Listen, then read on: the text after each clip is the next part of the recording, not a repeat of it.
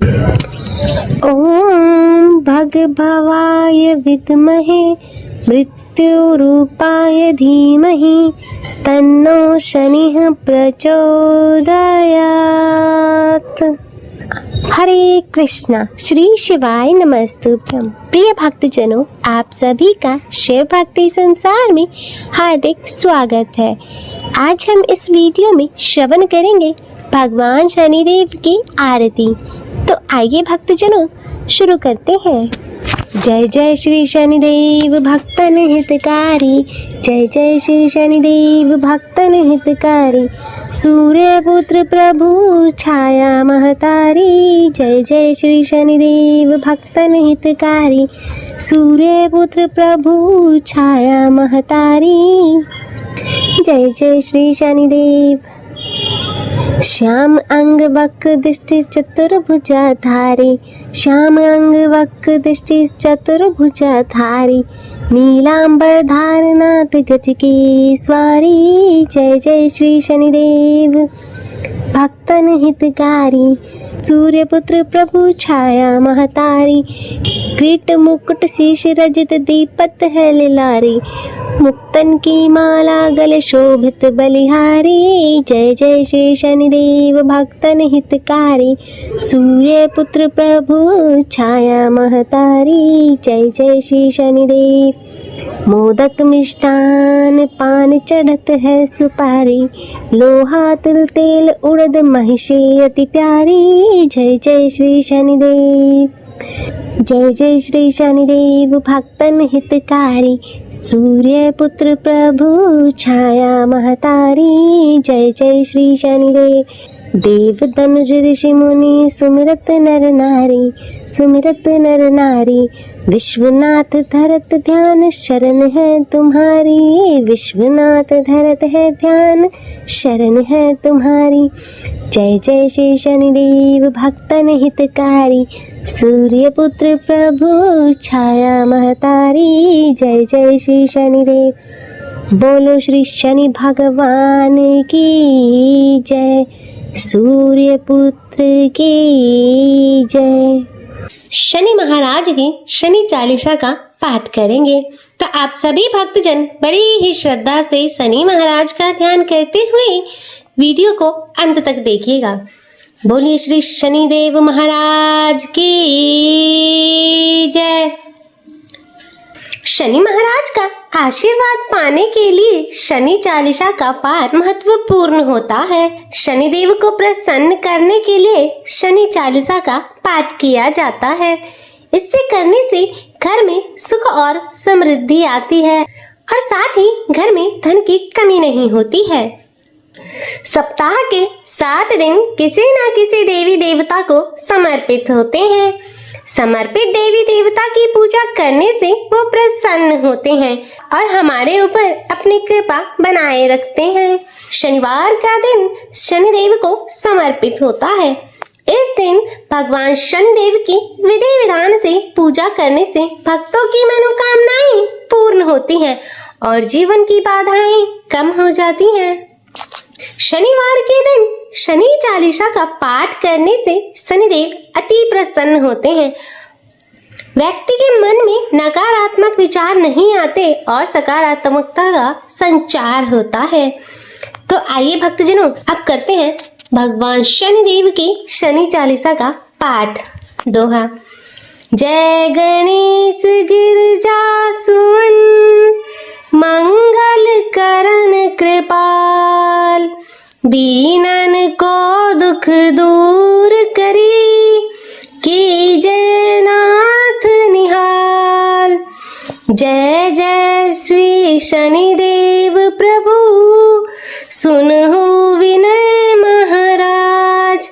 करहु कृपा हे रवि तनय, राखहु जन की लाज।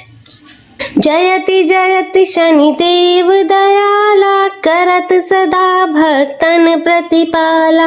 चारि भुजा तन श्याम विराजे, माथे रतन मुकुट छवि छाजे। परम विशाल मनोहर भाला, टेढ़ी दृष्टि भुकटी विकराला। कुंडल श्रवण चमाचम चमकै, हिमालय मुक्तन मणि दमकै। कर में गदा त्रिशूल कुठारा, पल विच करे अरहि संहारा। पिंगल कृष्ण छाया नंदन, यम कोणस्थ रौद्र दुख भंजन। सौरी मंद शनि दशनामा, भानुपुत्र पूजे सब कामा। जा पर प्रभु प्रसन्न होवी, जाहि रकहु राव करे शन माही। पर्वत हूँ तृण कोई निहार, तृणहु को पर्वत करि डार। राज मिलत बन राम ही दीना, के कइयो के मति हर लीना। मनहु में मृग कपट दिखाई, मातु जान की गई चुराई। लखनह शक्ति विकल करि डाला, मची गई दल में हाकारा।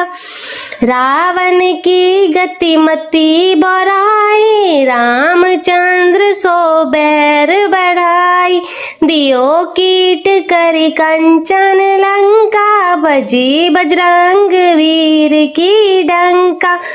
नृप विक्रम पर जब पगुधारा, चित्र मयूर निगली गए हारा। हार नौला खा लाग्यो चोराई, हाथ पैर डरवायो तोरी।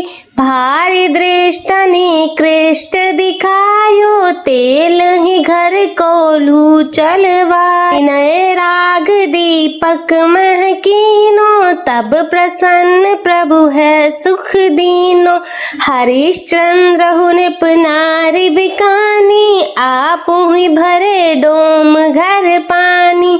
तैसे नल पर दशा सिरानी, बूंज मीन कूद गई पानी। श्री शंकर ही गए हो जब जाई, पार्वती को सती कराई। तनिक विलोकत ही करी रीसा, नभ उड़ी गय गौरी सुत सीसा। पांडव पर भय दशा तुम्हारी, बची द्रौपदी होती उखारी। कौरव के भी गति मति मार्यो, युद्ध महाभारत करि डार्यो। रवि कहाँ मुख मह धरि तत्काला, लेकर कूदी प्रयो पताला। शेष देव लखी विनती लाई, रवि को मुख ते दियो छुड़ाई। वाहन प्रभु के साथ सुजाना, गज दिग्गज गर्दभ मृग स्वाना। जम्बुक सिंह आदि नखधारी, जो फल ज्योतिष कहत पुकारी। गजवाहन लक्ष्मी घर आ, गजवाहन लक्ष्मी ग्रह आवे। हयत सुख संपत्ति उपजावे, गर्दभ हानि करे बहु काजा। सिंह सिद्ध कर राज समाजा, जम्बुक बुद्धि नष्ट करि डारे। मृग दे कष्ट प्राण संहारे, जब आवी प्रभु स्वान सवारी। चोरी आदि होए डर भारी, ते सही चारी चरण यह नामा। स्वर्ण लोह अरु ओ स्वर्ण लोह अरु तामा। लोह चरण पर जब प्रभु आवे, धन जन संपत्ति नष्ट करावे। समता ताम्र रजत शुभकारी, स्वर्ण सर्व सुख मंगल भारी। जो यह शनि चरित्र नित गावे, कबहु न दशा निकृष्ट सतावे, अद्भुत नाथ दिखावे लीला, करे शत्रु के नशि बलि ढीला। जो पंडित सुयोग्य बुलवाई, विधिवत शनि ग्रह शांत कराई। पीपल जल शनि दिवस चढ़ावत, दीप दान दे बहु सुख पावत। कह राम सुंदर प्रभु दासा, शनि सुमिरत सुख होत प्रकाशा। प्रतिमा श्री शनि देव की, लोह धातु बनवाए। प्रेम सहित पूजन करे, सकल कटी जाए। 40 नित नेम यह, कहीं सुनहि धरि ध्यान। निश्चय शनि ग्रह सुखद हो, पावहि नर सम्मान। बोलिए श्री शनिदेव महाराज की जय। शनिवार व्रत की कथा सुनेंगे तो आप सभी भक्तजन बड़े ही श्रद्धा और प्रसन्न चित मन से कथा को श्रवण कीजिएगा। एक समय स्वर्गलोक में सबसे बड़ा कौन के प्रश्न पर 9 ग्रहों में वाद विवाद हो गया। विवाद इतना बड़ा कि परस्पर भयंकर युद्ध की स्थिति बन गई। निर्णय के लिए सभी देवता देवराज इंद्र के पास पहुंचे और बोले, हे देवराज, आपको निर्णय करना होगा कि हम में से सबसे बड़ा कौन है। देवताओं का प्रश्न सुनकर देवराज इंद्र उलझन में पड़ गए। इंद्र बोले, मैं इस प्रश्न का उत्तर देने में असमर्थ हूँ। हम सभी पृथ्वी लोक की उज्जैनी नगरी में राजा विक्रमादित्य के पास चलते हैं।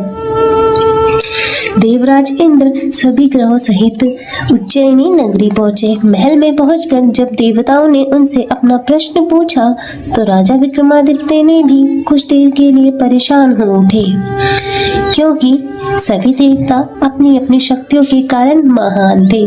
किसी को भी छोटा या बड़ा कहने में उनको उनके क्रोध के प्रकोप से भयंकर हानि पहुंच सकती थी।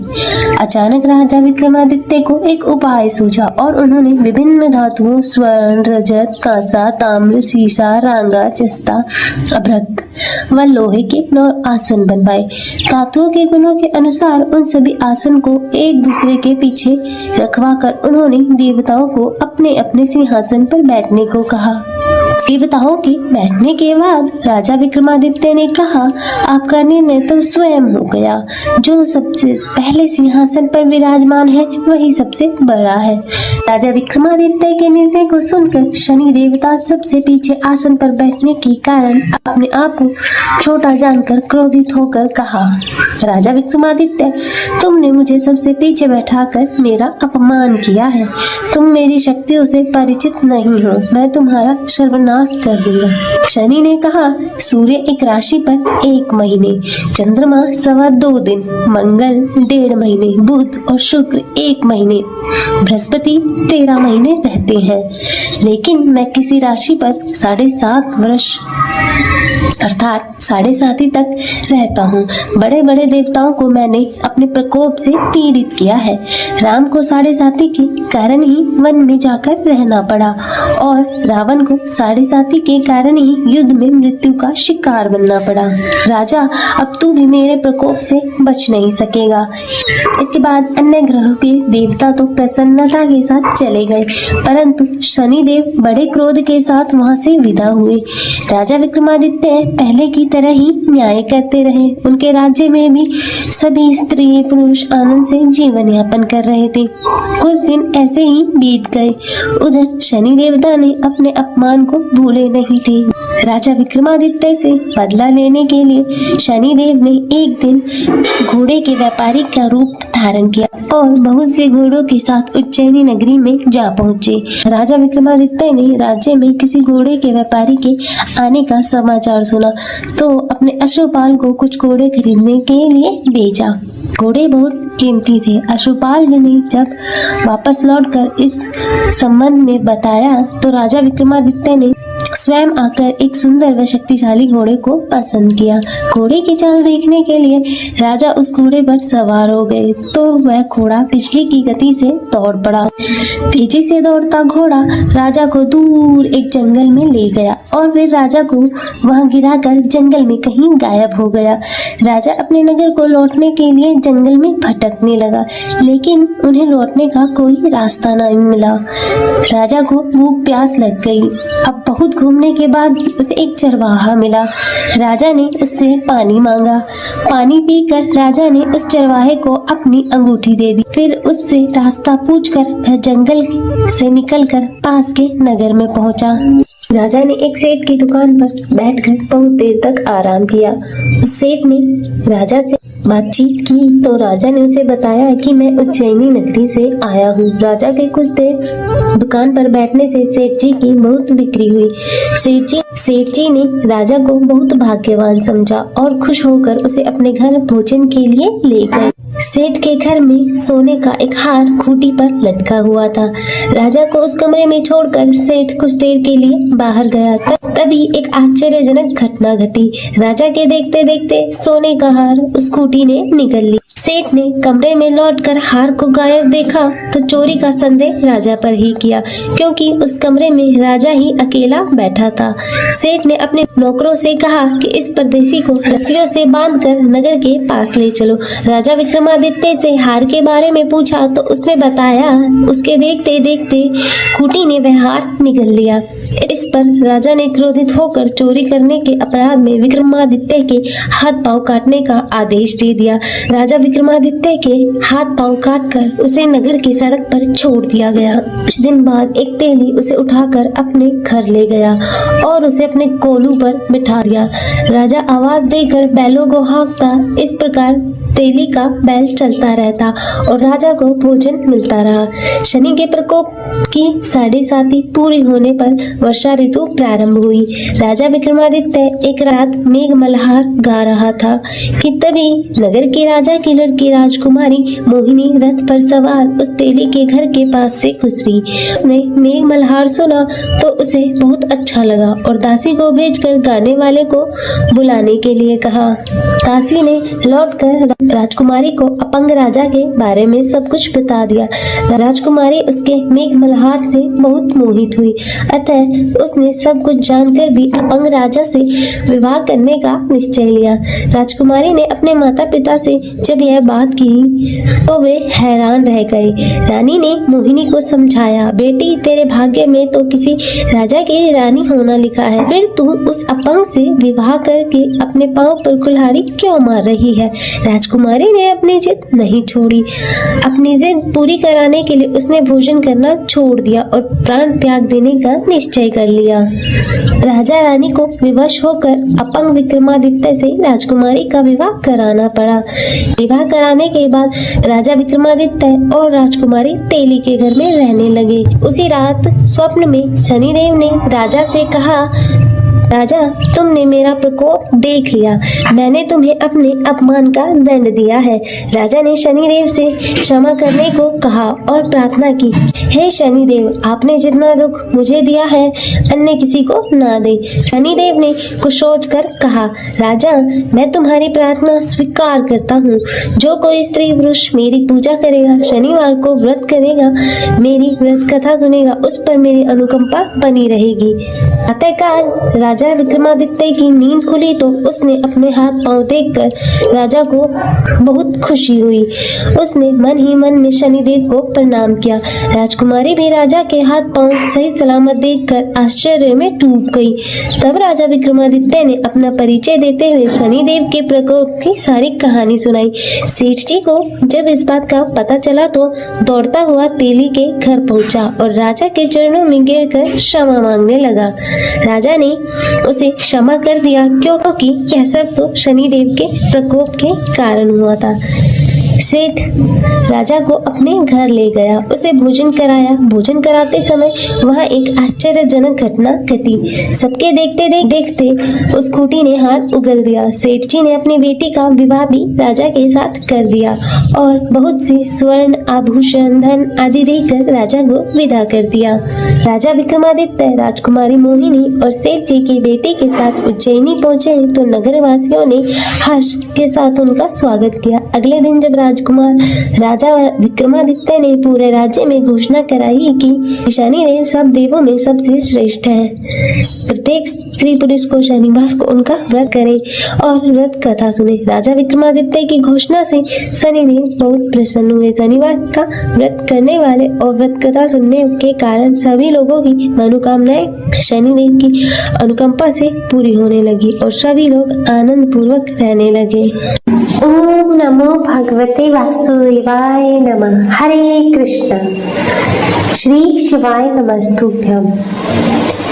तो आप सभी भक्तजन बड़ी ही श्रद्धा और प्रसन्न चित्त मन से कथा को श्रवण कीजिएगा। उमापति श्री शंकर भगवान की जय, शनिदेव महाराज की जय, सर्व देवी देवताओं की जय। कथा के अनुसार किसी गांव में एक ब्राह्मण अपने परिवार के साथ रहता था और सुबह वह जब सोकर उठता तो कुछ चिंतित रहता था। तब उसकी पत्नी ने पूछा कि आप सुबह सुबह किस चिंता में हो? तब ब्राह्मण ने कहा कि आजकल मुझे रोज स्वप्न में नीले कपड़े पहने एक व्यक्ति दिखाई देता है और कहता है कि मैं तेरे लगूंगा।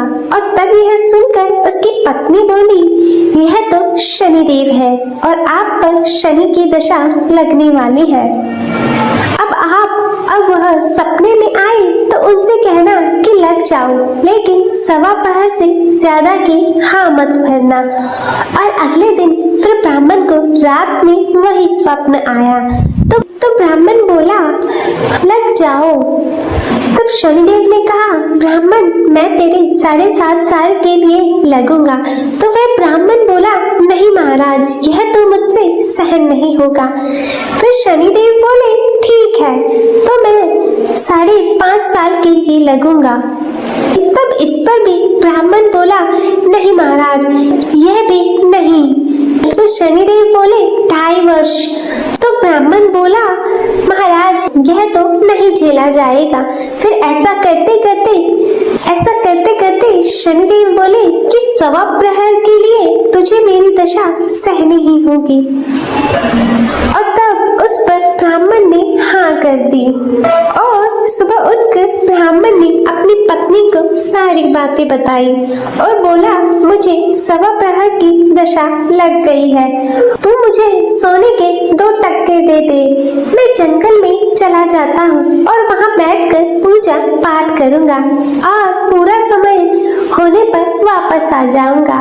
और तू घर पर ही रहना और बच्चों का भी ध्यान रखना और बाहर मत जाने देना और किसी से झगड़ा भी मत करना। तब ऐसा कहकर ब्राह्मण जंगल में चला गया और वहाँ पूजा पाठ करने लगा।